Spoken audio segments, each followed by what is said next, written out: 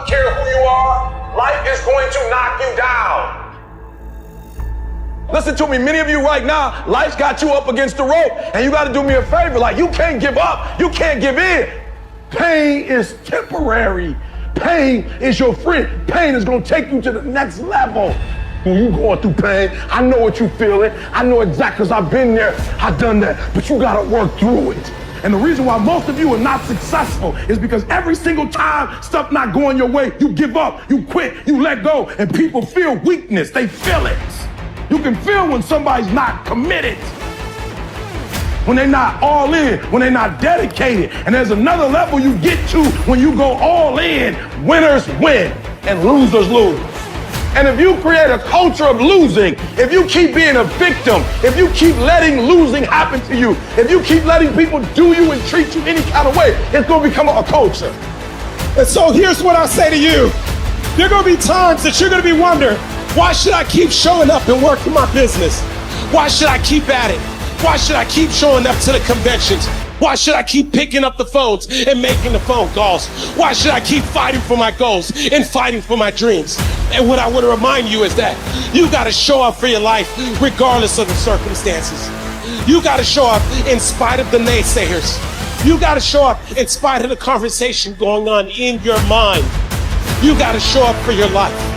Because if you don't, nobody else will. If you want unreasonable results in your life, you've got to be willing to be unreasonable. Part of being unreasonable, you don't judge according to appearances. Part of being unreasonable, you can see it because you believe it. You must have the faith to call forth those things that be not as though they were. You've got to decide, I deserve this, and I'm going to have it.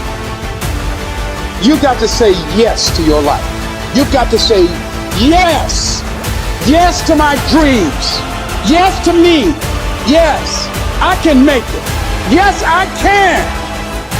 Doesn't matter how many failures I've made. Doesn't matter how many mistakes I've endured.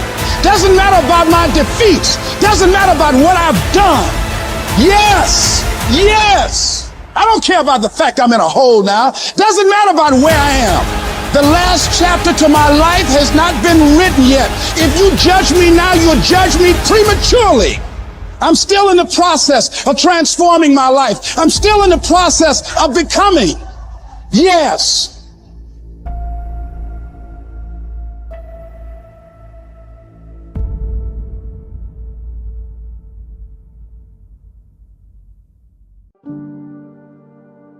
The brilliance of Thomas Edison was not in his mind. It was something much more ordinary and often much less respected. I've got no imagination, he once said. I never dream. I've created nothing. If you're someone who doesn't like Edison, you might think that this is Edison admitting to stealing his inventions from other, more brilliant inventors, like Nikola Tesla. Not quite, but he did readily concede that most of the credit belonged to something other than his brain. The genius hangs around his laboratory day and night, Edison said. If anything happens, he's there to catch it. If he wasn't, it might happen just the same. Only it would never be his. What he's talking about is showing up. The incredible, underrated power of clocking in every day, putting your ass in the seat, and the luck this seems to inevitably produce.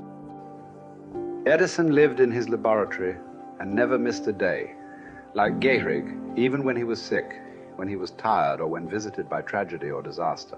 The modern conveniences we can trace to his lab then owe far more to his body than his brain, to the compounding power of consistency rather than sheer brilliance. It wasn't about inspiration.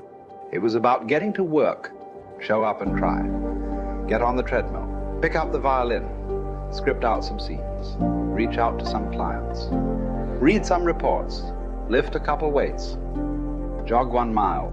Cross one thing off the to-do list. Chase down a lead. It doesn't matter what it is. All aspects of our life benefit from this circumscribed kind of discipline. Just as long as you do something every day, that is the important thing. Show up. When you're tired, when you don't have to, even if you have an excuse, even if you're busy, even if you won't get recognized for it, even if it's been kicking your ass lately, Once something is done, you can build on it. Once you get started, momentum can grow. When you show up, you can get lucky. Is this still hard? Yes. But the good news is that because it's hard, most people don't do it. They don't show up. They can't even do one tiny thing a day. So yes, you're alone out there on the track in the rain. You're the only one responding on Christmas. But having the lead is, by definition, a little lonely. This is also why it's quiet in the morning. You have the opportunities all to yourself. Don't worry about setting any records. Just report for duty. No excuses. And here's the irony. This is also a way to break records. Consistency is a superpower. Day to day, willpower is incredibly rare. Lo Gehrig was a solid position player and a good hitter. But his success really was rooted in the fact that he didn't miss many days of work. It's quite likely that had he continued at his normal pace and not been stricken with ALS, that he would have put up career numbers that surpassed Babe Ruth's. Gehrig wasn't just able to show up despite injuries and fatigue. He also had to push through ennui, doubt, and just plain not feeling it. He had slumps like we all do, but he also understood what they meant. As a minor leaguer, he had struggled at the plate and thought about quitting. The Yankees' owner sent down a scout to walk Gehrig through the very basic math of a batting average. A good hitter hits 300, and hitting 350 is terrific. Hitting 400 is almost unheard of. What does that translate to? Missing on 6 tries out of 10. A hitter can also go days, weeks without touching the ball. That's what the scout told him. The most important thing a young ball player can learn is that he can't be good every day. You don't have to always be amazing. You do always have to show up.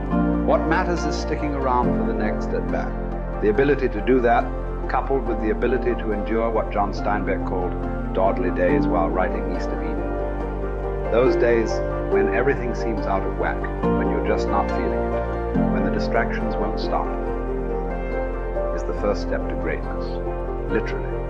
You cannot be great without the self-discipline to do that. One thing a day adds up. Each day adds up. But the numbers are only interesting if they accumulate in large quantities.